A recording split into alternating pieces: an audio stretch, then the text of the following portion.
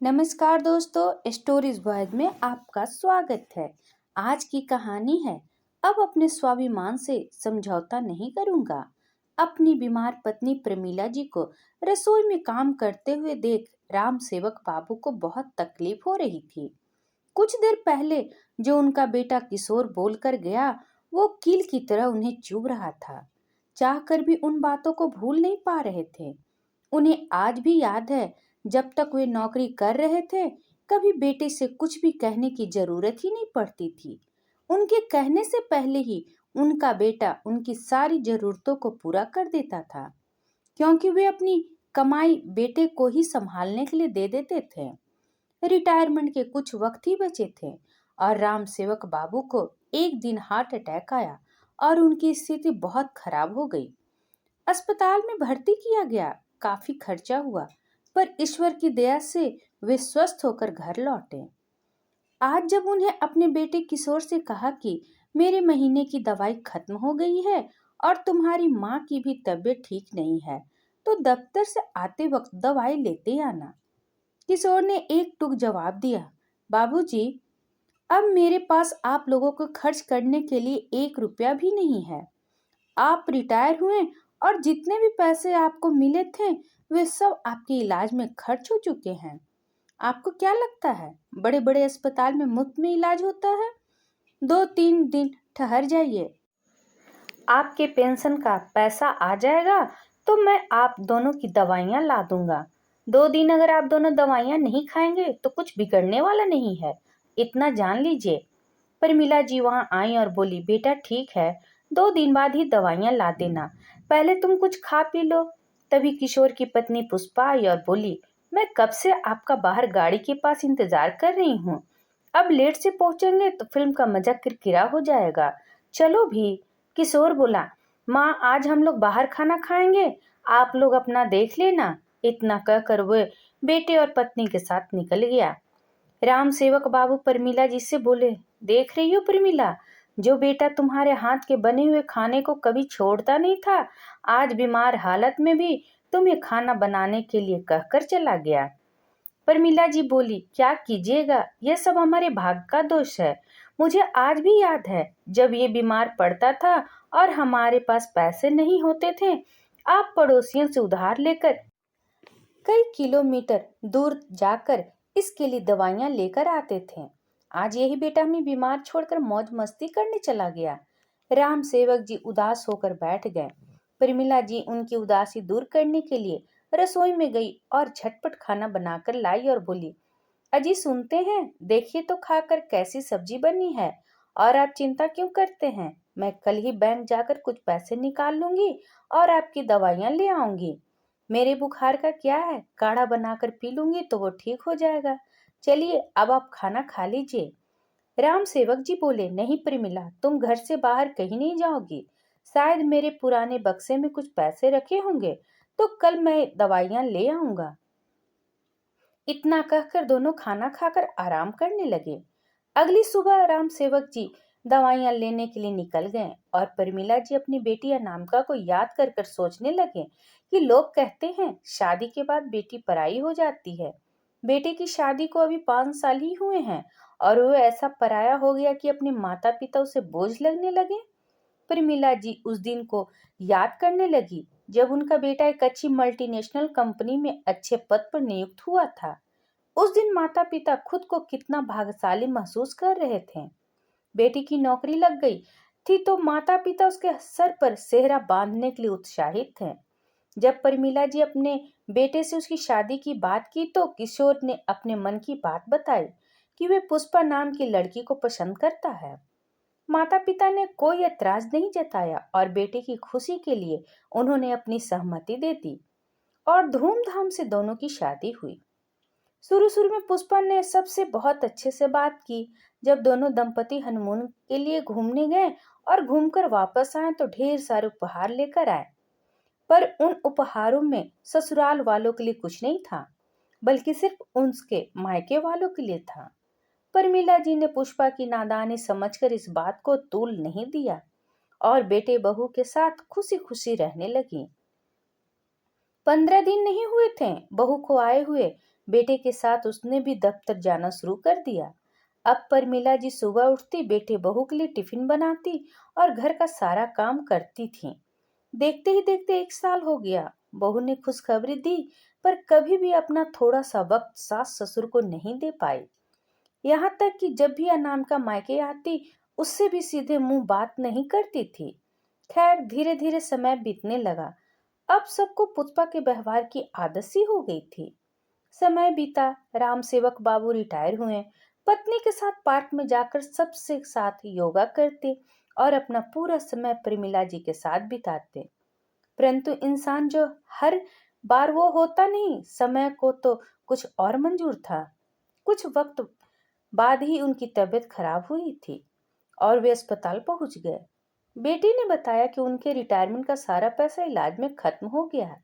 पर यहाँ बात पैसे की नहीं थी, बल्कि बेटे के मन की बात। माता पिता के लिए सम्मान भी खत्म हो चुका था।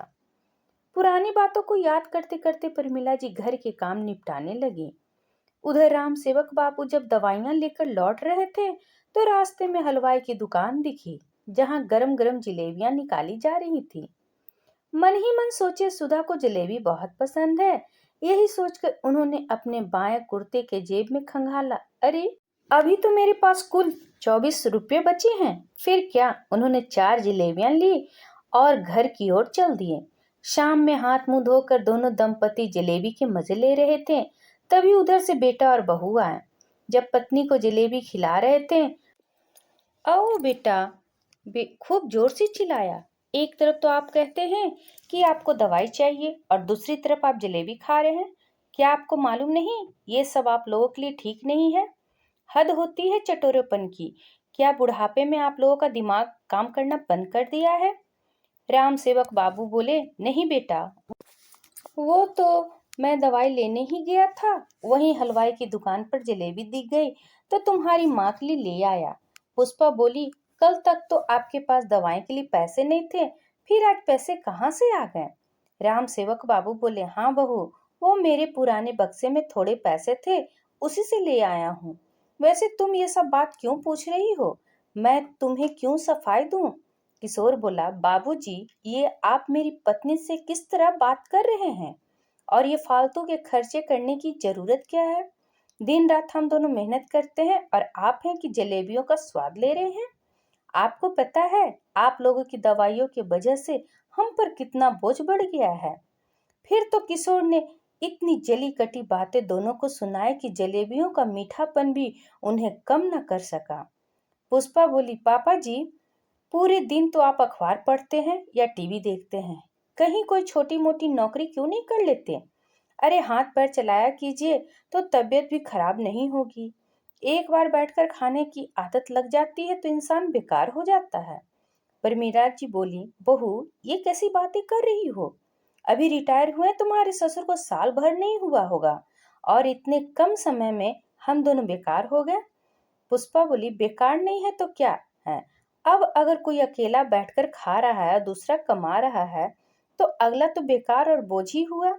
जब आपके पति बाहर जाकर दवाइयाँ और आपके लिए जलेबी ला सकते हैं, तो क्या बाहर जाकर मजदूरी या कोई काम नहीं कर सकते? राम सेवक बाबू उम्मीद भरी नजरों से अपने बेटे की तरफ देख रहे थे। बेटा चुपचाप खड़ा था, मानो वे अपनी पत्नी की बातों से सहमत था। सुधा जी मन ही मन सोच रही थी, जिस पति के सामने पूरी दुनिया झुकती थी और उनकी ईमानदारी के चर्चे किया करती थी, आज उसी पर उसके बेटे बहू उंगली उठा रहे हैं। उदास प्रमिला जी वहां से जाने लगी तो दरवाजे पर बेटी और दामाद को खड़ा पाया। उन दोनों का मुंह खुला का खुला था, मानो उन्होंने सारी बात सुन ली हो। बेटी को देखते ही प्रमिला जी फूट फूट कर रोने लगी। बेटी ने माँ को सांत्वना दिया और उन्हें कमरे में ले गई। इतना कुछ होने के बाद भी प्रमिला जी ने सबके लिए खाना बनाया, परंतु पुष्पा अपने कमरे से निकल कर नहीं आई। बाद में चुपचाप खाना खाई और अपने कमरे में चली गई। इधर दोनों दंपति बेटी और दामाद बैठकर बातें करने लगे। सुधा जी रो रो कर राम सेवक बाबू से बोली, मुझे कहीं भी ले चलो, पर मैं इस घर में अब एक पल नहीं रहूंगी। पर मीला जी का दामाद बोला, माँ जी, ये कैसी बातें कर रही हैं? आप क्यों इस घर को छोड़कर जाएंगी? क्या आप भूल रही हैं कि यह आपका घर है? अगर किसी को जाना होगा तो वो आपका बेटा और बहू जाएंगे। आप तो पूरे हक से अपने घर में रहिए। वक्त की नजाकत को देखते हुए बेटी और दामाद अगले ही दिन वापस चले गए। परमीला जी रोजाना की तरह सारा काम करती थी। बेटा बहुत चुपचाप खाने खाते और दफ्तर चले जाते। राम सेवक बाबू के दिमाग में ना जाने क्या चल रहा था। वे अक्सर सुबह जल्दी घर से बाहर निकल जाते थे और शाम में लेट से आते थे। जब कभी परमीला जी पूछती तो इतना ही कह देते थे, जब वक्त आएगा तो तुम्हें सब पता चल जाएगा। एक रोज राम सेवक जी परमीला जी से कहा, आज मेरे कुछ दोस्त आएंगे तो तुम उनके लिए कुछ अच्छी चीज बना देना। फिर उन्होंने बाहर से जलेबी और समोसे भी मंगवाए और एक छोटी सी पार्टी रखी। जब सामने बेटा और बहू लौटकर आए तो ये सब देखकर बहुत हैरान हुए। किशोर बोला, बाबूजी ये क्या लगा रखा है? इस उम्र में पार्टी करना क्या शोभा देता है? और ऐसा क्या हो गया जो आपने अपने दोस्तों को यहाँ बुलाया है? राम सेवक बाबू बोले, बेटा तुम्हें बड़ी जल्दी पड़ी रहती है हर चीज जानने की, थोड़ा सब्र रखो। अरे हाँ देखो, आज मैं सबके लिए जलेबियां लेकर आया हूँ, तुम भी चख कर देखो, स्वाद आ जाएगा। पुष्पा आगे आकर बोली, अपनी 2 कौड़े की जलेबी अपने पास रखिए। ये मेरा घर है, कोई होटल नहीं है जो यहाँ बुड्ढों की पार्टी हो रही है। पूरे घर को गंदा करके रख दिया है। आखिर बात क्या है? आप बताते क्यों नहीं? तभी राम सेवक बाबू के एक मित्र ने कहा, अरे भाई राम सेवक, अब बता भी दो कि ये पार्टी किस खुशी में रखी है, वरना इस बार हार्ट अटैक मुझे आ जाएगा। इतना कहकर सब जोर जोर से हंसने लगे और पुष्पा का गुस्सा आसमान पर पहुंचने लगा। राम सेवक बाबू अपनी कॉलर ऊंची करके बोले, अरे यार तुम यकीन नहीं करोगे, इस बेकार अपने बच्चों को बोझ लगने वाले आदमी को भी नौकरी मिल सकती है। अब मैं बेकार नहीं हूँ और न ही किसी पर बोझ हूँ। कान खोलकर ये बातें सुन ले। यहाँ बैठकर हर कोई अपने बेटे बहू की तरफ देखते हुए राम सेवक जी ने जोरदार आवाज में कहा। इतने पर बात खत्म नहीं हुई। राम सेवक बाबू बोले, और खबरदार जो किसी ने मेरी पत्नी या मुझे बोझ या बेकार कहने की गलती दोहराई। मैं अपनी पत्नी और अपना खर्चा आज भी उठा सकता हूँ।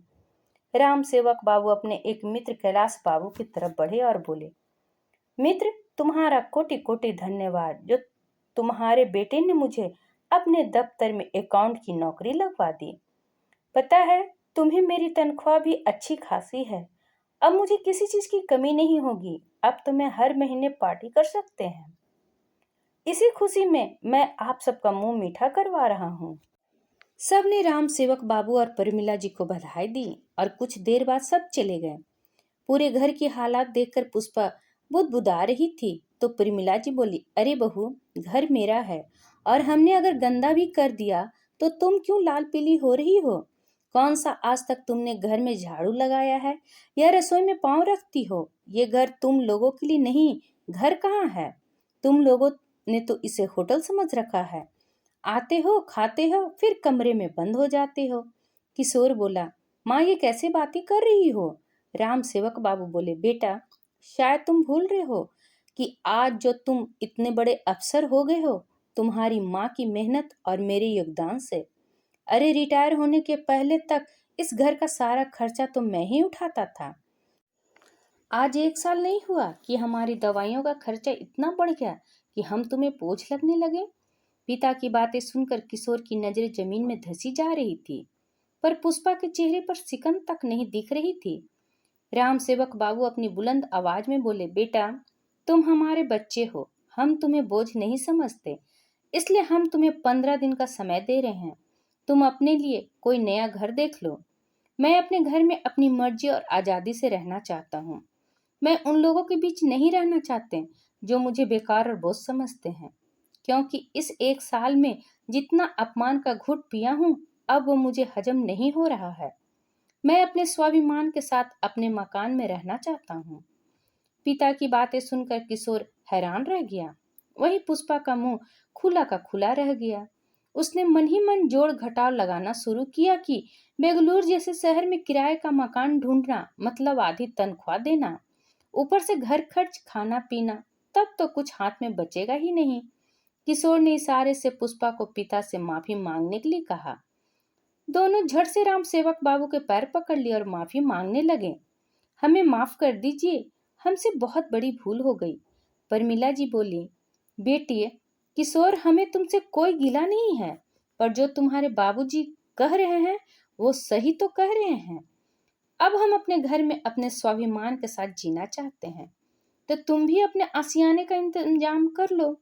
तुम मेरे बेटे हो, मैं तुमसे मुंह नहीं मोड़ सकती, पर बेटे के प्रेम से बढ़कर मेरे लिए पति का स्वाभिमान है। इस बात से भी मैं इनकार नहीं कर सकती। राम सेवक बाबू बोले, बेटा अब तुम हमें बोझ समझो या बेकार, पर हम तुम्हें अपना अंश समझते हैं। इसलिए हमने यह फैसला लिया है कि जब तक हम जीवित रहेंगे इस घर पर हमारा ही अधिकार होगा। हमारे मरने के बाद इस घर के 2 हिस्से होंगे, जिसमें तुम्हारी बहन का भी हिस्सा होगा। उम्मीद करता हूँ तुम्हें इस बात से कोई तकलीफ नहीं होगी। इतना कहकर राम सेवक बाबू पत्नी को लेकर कमरे में चले गए। उस रोज पुष्पा को अपनी गलती का एहसास हुआ कि उसने क्या खोया और क्या पाया। आज उसे समझ में आया कि उसने एक स्वाभिमानी आदमी के स्वाभिमान को ठेस पहुंचाना कितना घातक होता है। आखिरकार 15 दिन बाद किशोर और पुष्पा को उस घर को छोड़ना ही पड़ा। बच्चे क्यों भूल जाते हैं जो हमें पढ़ा लिखा कर स्वाभिमान से जीना सिखाते हैं? उनके स्वाभिमान को ठेस पहुंचाकर क्या आप बुलंदियों तक पहुंच पाते हैं? हमें तो अपने माता पिता का उपकार मानना चाहिए, जिन्होंने हमें काबिल बनाया। आशा करती हूँ कहानी आपको पसंद आई होगी। इस पर आपकी क्या राय है, कमेंट करके जरूर बताइएगा। अगर पसंद आया तो प्लीज लाइक एंड सब्सक्राइब करना ना भूलें। इसी तरह और भी कहानी सुनने के लिए कृपया बेल आइकन बटन को दबाना ना भूलें। वीडियो देखने के लिए आपका बहुत बहुत धन्यवाद। और इस कहानी की रचयिता निधि शर्मा है।